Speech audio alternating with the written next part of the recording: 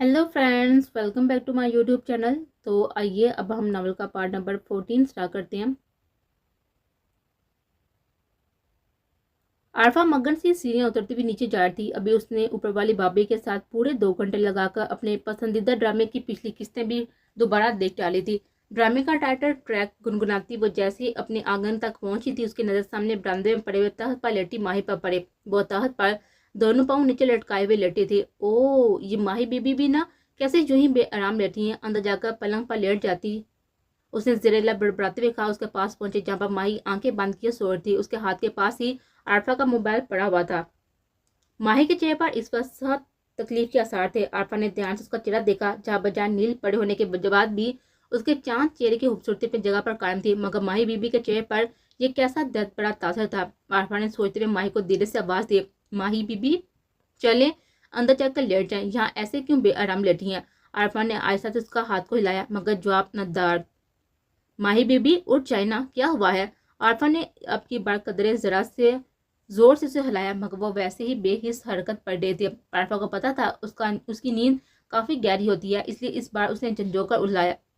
लेकिन अभी माही ऐसी ही पड़ी थी। अब आरफा परेशान हो गई थी, क्योंकि इतने झंझोने पर तो उसे उठ जाना चाहिए था, मगर माही के ऐसे बेहिस व हरकत पड़े रहने पर अब से तशवीश पड़ने लगी थी। क्या करूं, ये तो उठ ही नहीं रही, और अम्मा कहाँ है। उसने इधर उधर नजर दौड़ाते हुए हलीमा बी को ढूंढा था। इतनी देर में दरवाजे पर दस्तक होने लगी। आरफा ने उठकर एक नजर सारे कमरों पर डाली, मगर हलीमा बी कहीं पर नजर न आई। इसी दौरान एक बार फिर से दरवाजे पर जोरदार दस्तक हुई। उसने जल्दी से जाकर दरवाजा खोला। बाहर हलीमा भी खड़ी थी। आरफा उन्हें रास्ता देती दरवाजा बंद करके उनके पीछे आई थी। अम्मा, आप कहाँ थी। मैं आपको घर में देख रही थी, और ये माही बीबी को देखे मुझे ठीक से नहीं लग रहा कुछ। मैं उन्हें काफी देर से उठाने की कोशिश कर रही हूँ, मगर ये ऐसे ही पड़ी हैं। आरफा ने माही को देखते हुए माँ को बताया, और हलीमा तेज से माही के पास पहुंची। उन्हें उसके गाल थपथपाते उसे आवाज दी, मगर माही के वजूद में कोई भी हरकत ना हुई। आरफा, माही बीबी शायद बेहोश हैं, तुम जल्दी से जाओ, कोई देखो, कोई हो तो उससे कहो कि डॉक्टर को बुलाए। हलीमा ने परेशान नजर से बेटी का चेहरा देखते हुए कहा था। अम्मा, कोई नहीं है ऊपर भी। आलम चाचा और रजिया चाची अपने किसी मिलने वाले के पास चले गए हैं। आप ठहरे, मैं खुद जाती हूँ डॉक्टर को लेने। आरफा तेजी से अंदर जाते हुए बोलती, और जल्दी जल्दी चादर उठाते हुए उसके दिमाग पर बस माही की फिक्र सवार थी। न जाने बेचारी माही बीबी के साथ क्या मसला था। वो तो इतनी अच्छी हैं, अल्लाह उन पर रहम करना। उसके दिल से बेसाता माही के लिए दुआ निकली थी। वो अम्मा को परेशान नजर से देखते हुए बाहर भागी। कुछ ही देर में वो डॉक्टर के साथ ही घर में दाखिल हुई थी। महल्ले का यह डॉक्टर हलीमा बी की काफी इज्जत करता था, इसलिए आरफा से माही की तबीयत का सुनकर फौरन उसके साथ उनके घर जाने को तैयार हो गया था। आरफा जब डॉक्टर के साथ घर पहुंची तो हलीमा बी माही का सर अपनी गोद में रख के उसके हाथ से लाड़ थी। डॉक्टर को आता हुआ देखकर हलीमा बी ने माही के साफे को चादर में छुपाया और डॉक्टर को उसकी बेहोशी का बताने लगी। डॉक्टर ने उसकी नब्ज चेक करके बीबी ऑपरेट निकाला और बेहोश पड़ी माही का बीबी चेक करने लगा। चेकअप के बाद डॉक्टर ने एक नजर हलीमा बी को देखा। हाला जी, ये लड़की आपकी क्या लगती है। डॉक्टर ने झिझकते हुए पूछा। मेरी बेटी है ये बेटा, मेरे लिए आरफा से किसी तौर पर कम नहीं है। उनने प्यार से माही का चेहरा देखते हुए कहा।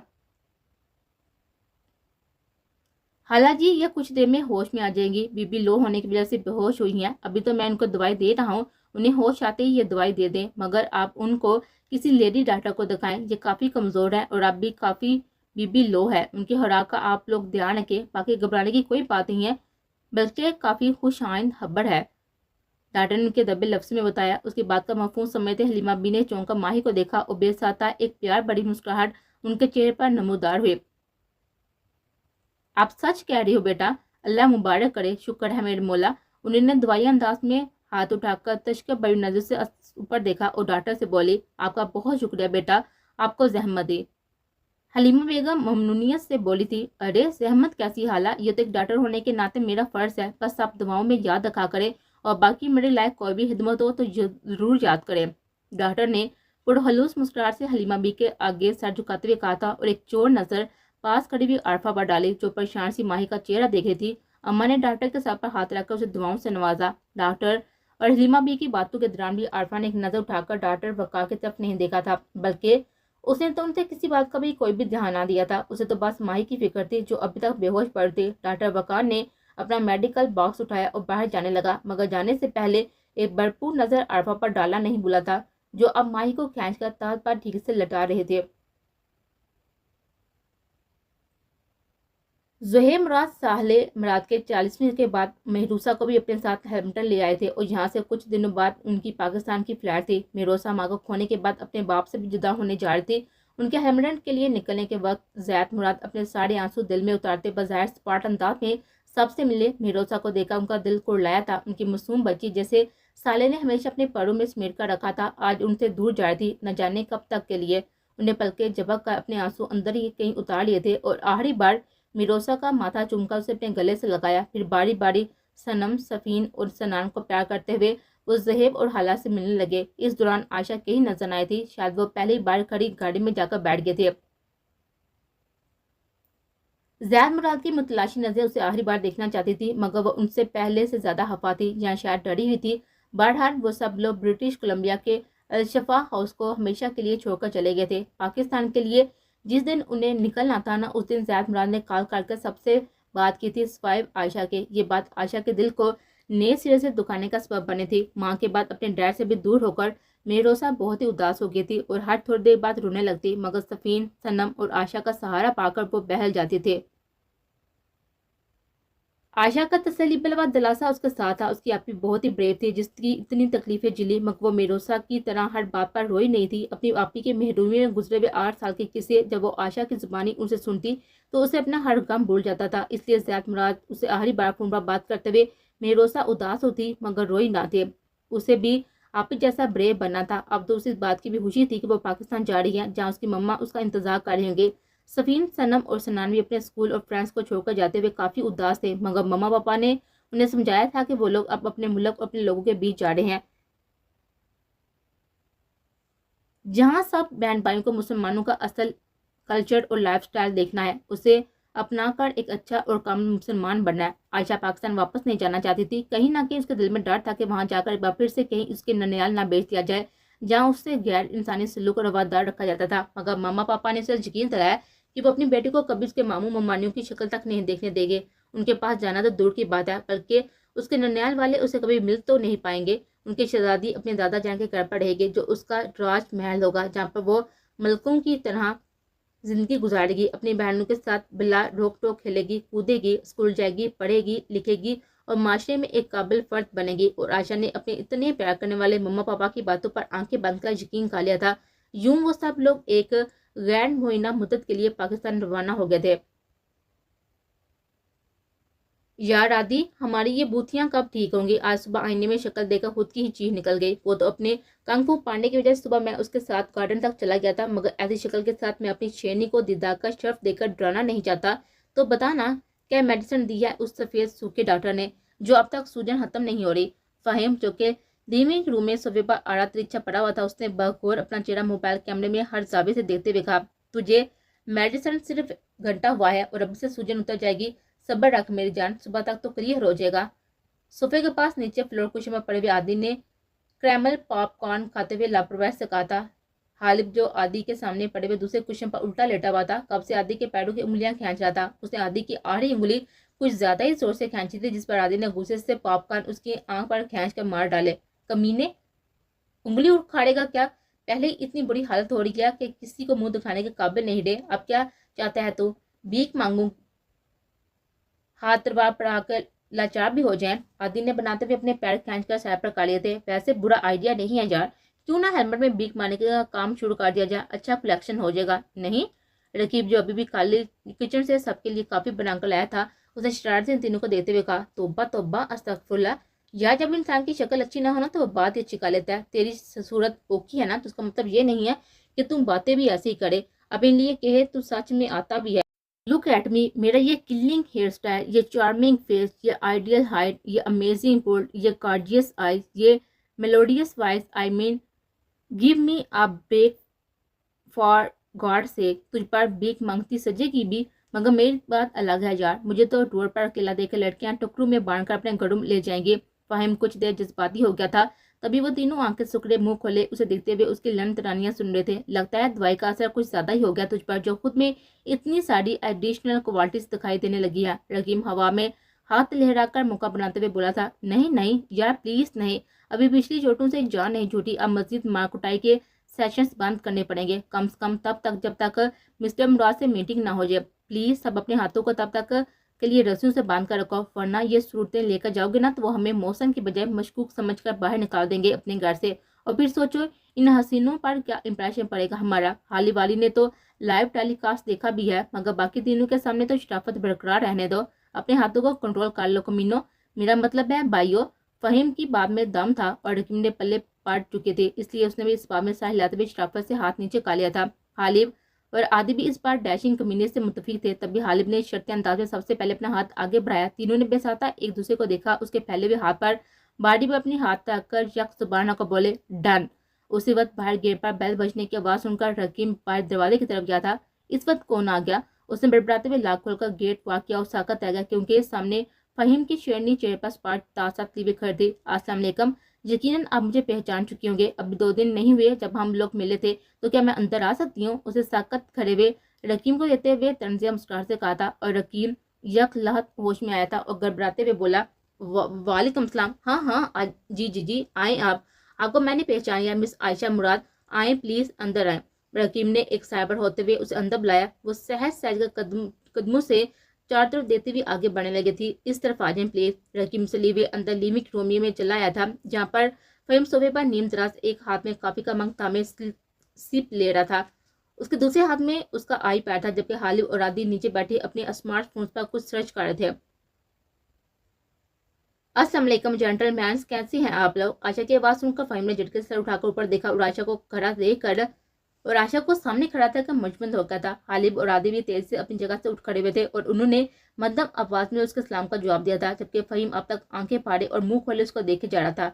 आदि ने कनकियों से फहीम को देखा था और खुसकते हुए उसके पास पहुंचा, जबकि आशा अब भी गर्दन घुमाकर उनके अपार्टमेंट का जायजा ले रही थी। फहीम, मेरे बच्चे होश में आ जा।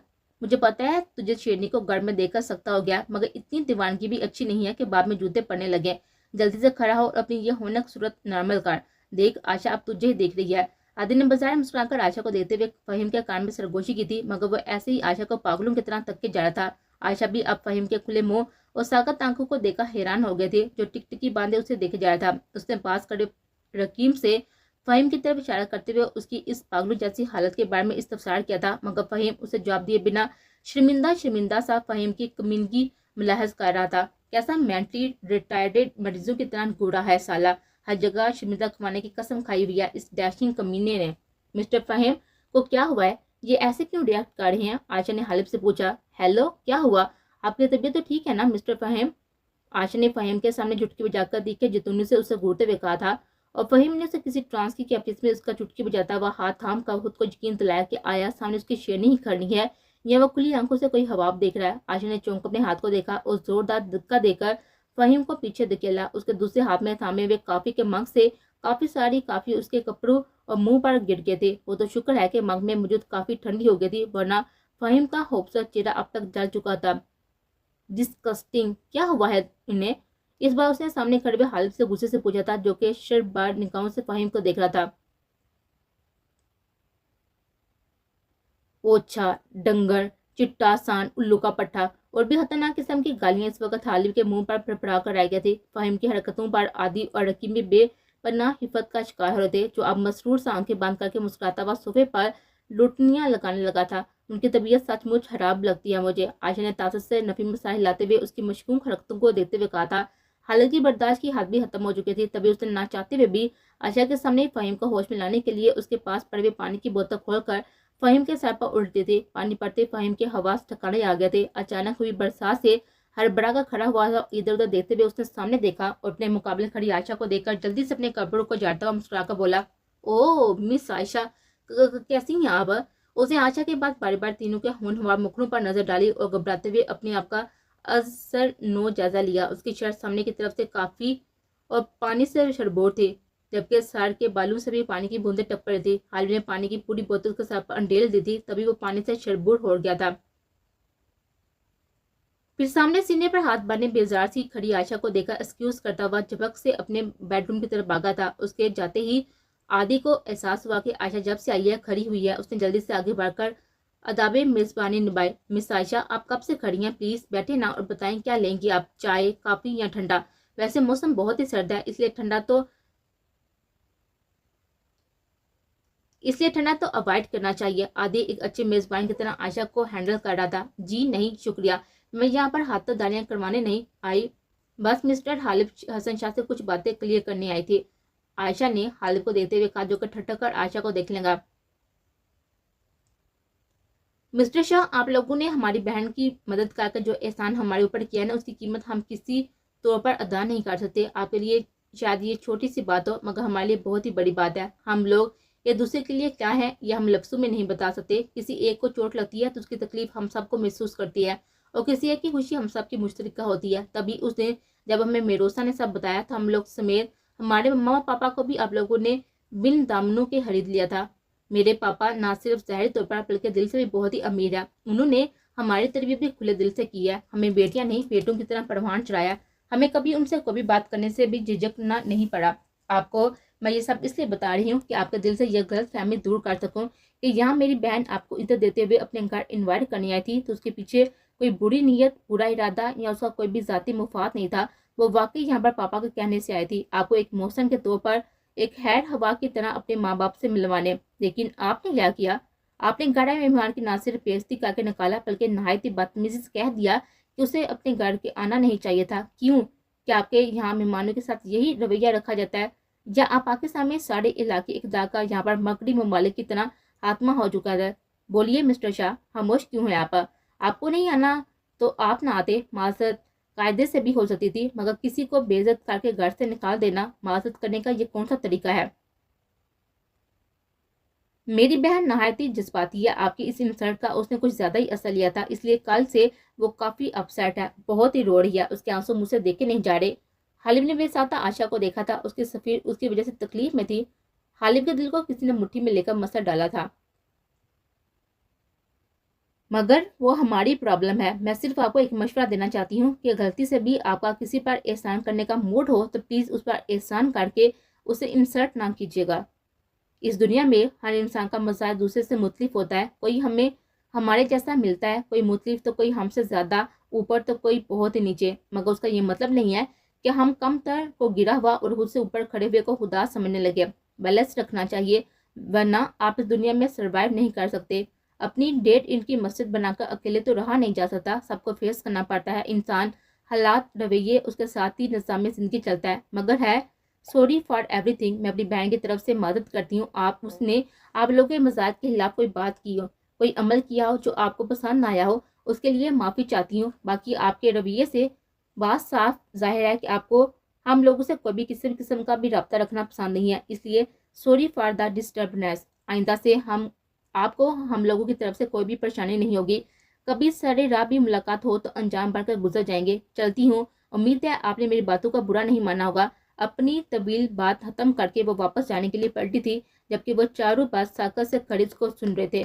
हालिफ, रकीम के अलावा फ़हीम भी आशा की सारी बातें सुन चुका था। वो आशा की मौजूदगी के ख्याल से 2 मिनट के अंदर ही चेंज करके लिविंग रूम में चलाया था, मगर आयशा की आखिरी बात पर वो तड़प कर तेजी से उसके पीछे गया था। उसके साथ साथ वो तीनों भी फ़हीम के साथ ही आशा के पीछे भागे थे। आशा गेट तक पहुंच चुकी थी। उससे पहले कि वो बाहर निकलते, फ़हीम तेजी से गेट के आगे दीवार बनकर खड़ा हो गया था।